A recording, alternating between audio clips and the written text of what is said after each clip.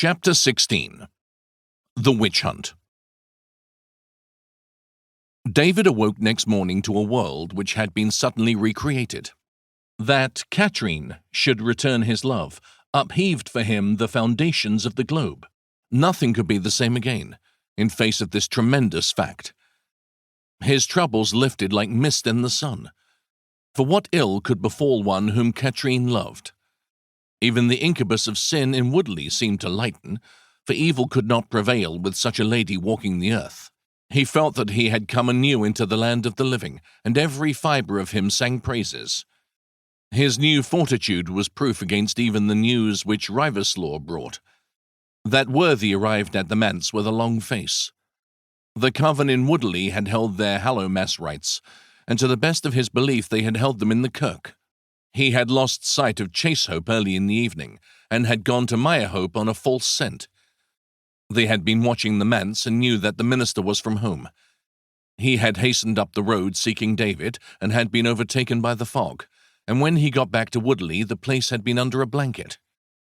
Doubtless the devil was protecting his own.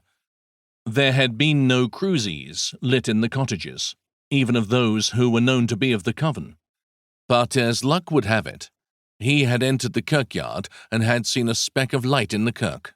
The door was locked, but he was clear that there were folk inside.